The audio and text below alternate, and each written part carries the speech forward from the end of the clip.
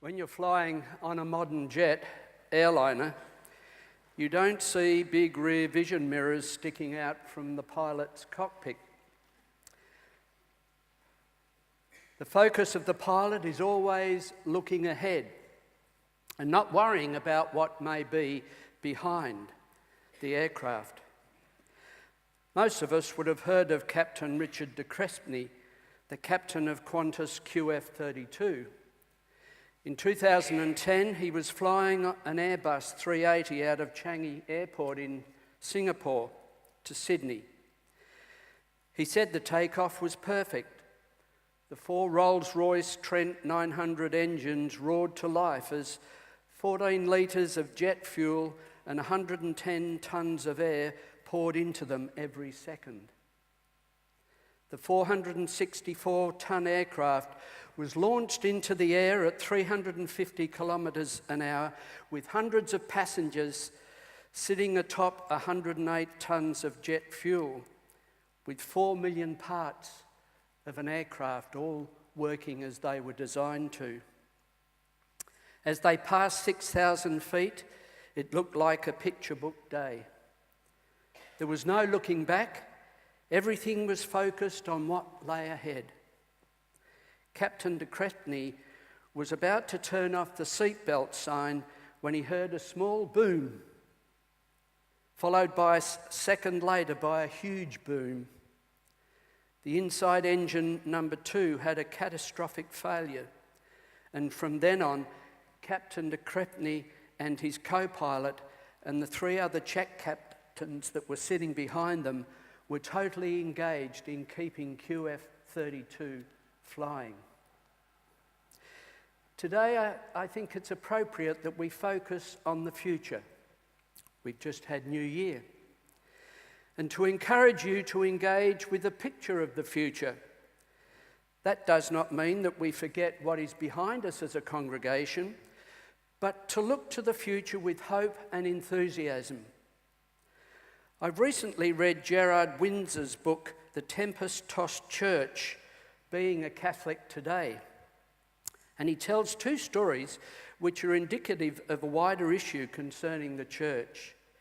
He was raised a Catholic, spent 13 years in a Jesuit school, followed by 7 years as a Jesuit priest. His mother's hometown was Murrurundi in the Upper Hunter region of New South Wales. Its current population is 850.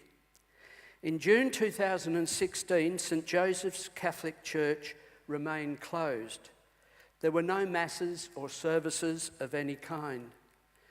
In his mother's childhood, Murrurundi had a resident priest, a convent of mercy nuns and a school, and an annual Catholic ball that everyone in the town went to. Now the priest, the nuns, the school are all gone, and the Catholic ball is just a sentimental memory. On that same Sunday, in June 2016, St Paul's Anglican Church, just down the road, had 18 in attendance out of 850 people. A further story from that book. Gerard Winter attended a Catholic primary school, and he was in class with a boy who came from western regions of New South Wales, a property there, and so the boy was a boarder at the school. At the start of the year's classes in religious knowledge, the priest, checking up on what the boys knew about the Catholic faith, asked this boy to make the sign of the cross. The boy stood up, embarrassed and patently at sea. The boy looked around, hoping to be rescued by one of his classmates. And the priest said again, "Could you make the sign of the cross? You know, just the ordinary sign of the cross." And the boy plunged in, raised his hands up and held his 2 index fingers and crossed them right over left. The class howled with laughter. The priest also asked the boy, "Tell me, why is Christmas Day the greatest day of the year? How is it that around the world we celebrate that day? What is Christmas Day?" And the boy answered, "It's the day before the races out at Tangamangaloo." And one of the funniest things I ever saw when I was chaplain at St Leonard's College in Brighton, the Year 9 kids were asked to sit an exam to make religious education more acceptable to the academic side of the school. And we asked the students to write down one of the 10 Commandments. And one of the kids wrote down, never forget this, drink and drive and you're a bloody idiot.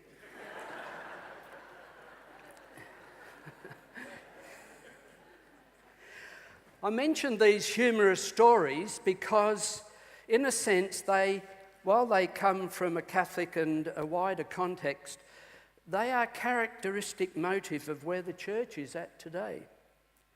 I'm aware, of course, that your JNC is currently looking for a new minister. But if you were to sit down and write down the qualities and the skills of the minister you wanted for this congregation, I wonder what they would look like. In the opening comments of the passage from 1 Thessalonians, Paul gives us an insight into his personal thoughts. We see a number of aspects of the life of Paul as pastor, the establisher of churches, the maintainer of congregations. We notice that he had met stiff opposition in his ministry in Philippi. They accused him of not acting like an apostle, and he defends himself by saying he had not acted out of deceit or trickery.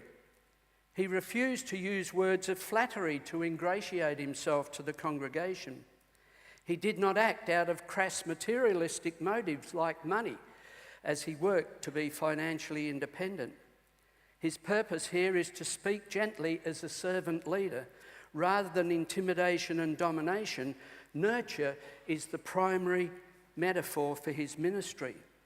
So today I'd like to quickly place before you the challenges of ministry in our postmodern world. Ministry in the church, of course, is one of the toughest gigs around. Indeed, as St Hilary of Poitiers put it, we are compelled to attempt what is unattainable, to climb where we cannot reach, to speak what we cannot utter. Instead of the bare adoration of faith, we are compelled to entrust the deep things of religion to the perils of human expression. We all know how hard it is to attract gifted young people into the ministry. In my hometown of Ballarat, the Uniting Church had 12 churches spread out over the town with 750 members. It represented a model of ministry basically from the Methodist circuit days, where there were only a few miles between each church. And the United Church Synod decided to cut that number down to 6. How then can we respond to some of the challenges of ministry in a post-Christian, post-denominational world? We minister today against a backdrop of secular humanism, pluralism, syncretism, and materialism. The great Australian historian Manning Clark said before he died, "Religion is one of the great expectations of humanity, and in the 20th century, this great expectation has disappeared.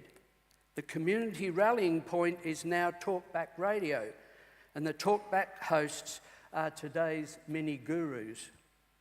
So let me say from the beginning, so that you know where I'm coming from, that the traditional form of ministry will not work anymore. The Canadian writer Eugene Peterson says that modern ministers have metamorphosed into a company of shopkeepers, and the shops they keep are churches. They're preoccupied with a shopkeeper's concerns, how to keep the customers happy, how to lure customers away from the competitors across the road or down the street, how to package the goods so that the customers will lay out their money. The minister's responsibility is to nurture the community's journey of spirituality, and it is that responsibility that is being abandoned, he said. The church now exists in a buyer's market where the customer is king, and there are many ministers who get caught up in this religious consumerism. 20 years ago, Peter Burnham's book, The Comfortable Pew, summed up what he saw as the trap that ministers can fall into. He says the minister must be success motivated. He must bring lustre to the physical look of the church by financing the building of a new one or refurbishing the old. And to do this, he must enlist members and make as much money as possible. His congregation must grow numerically, if not spiritually, and the minister must be an organisation person. The traditional role of minister then, where one minister looked after a congregation in a local church and located in a suburban setting, is perhaps not viable anymore. Most of us have grown up with the concept of ministry based on the dominant character of the 17th and 18th centuries of the master. The master was the authoritative teacher whose roots were in the history of the sages and rabbis of ancient Judaism. And the model of ministry that I was trained under was 4 years' study in the classics: Old Testament, Hebrew, New Testament, Greek, biblical studies, systematic theology, church history, homiletics. Nothing about the management of people, nothing about human relationships, nothing about pastoral care and counselling, nothing about church administration. And put together that with an out-of-date training with the changing role of ministry, we have a confusing mix of what the ministry is all about and a large number of ministers leaving to find greener pastures. What then is an approach to ministry that will work into the future? One thing is for sure, leadership will be vital, but it will not be the leadership of one, but the leadership of the many. In any consideration of a church's organisational structure, we can see ecclesiastical versions of secular functions. The apostle is the ambassador and the director. The prophet is the speaker who champions and interprets the cause. The evangelist is the promoter of the message and the salesperson. The pastor is the coordinator and care of the community and the social worker. The teacher is the provider of experiences which lead people from ignorance to awareness and growth. So these functions that the New Testament gives us is a fivefold ministry: apostle, prophet, evangelist, pastor, and teacher. The apostolic function pioneers new missional work and opportunities and oversees their development.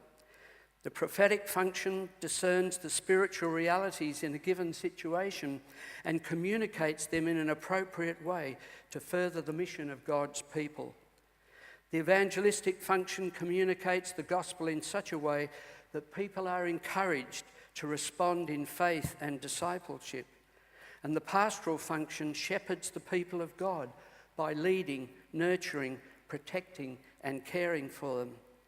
And the teaching function communicates the current understanding of the Christian faith so that the people of God are encouraged to follow the way of Christ. And so there's the fivefold function of ministry. And so the New Testament teaches us that through our baptism, all of us, every one of us here, is called to ministry. It's called the priesthood of all believers. And I know that St. Michael's here has an enormous number of people that are involved in the various programs and outreaches of this congregation. And that needs to be emphasised, it needs to be grown, it needs to be nurtured, so that everyone sitting here today feels that they can be part of the ministry of this church and make a contribution to it. The motto of Ballarat Teachers College, where I did my teacher training, was extra muros. It was Latin for beyond these walls. And the learning that we were exposed to within the walls of the Teachers College was to be taken and applied beyond the walls. And when I was growing up, the British motorcycle industry led the world. Names like BSA, Norton, Triumph, Matchless, Vincent, and Royal Enfield were synonymous with quality and desirability. Who remembers them now? Apart from Triumph, which has reinvented itself, they are collector items valued for their historical interest. The companies refused to adapt, and so they died. And this could happen to any church unless we value the creativity and the imagination that each person in the congregation can bring to the ministry of the church. Amen.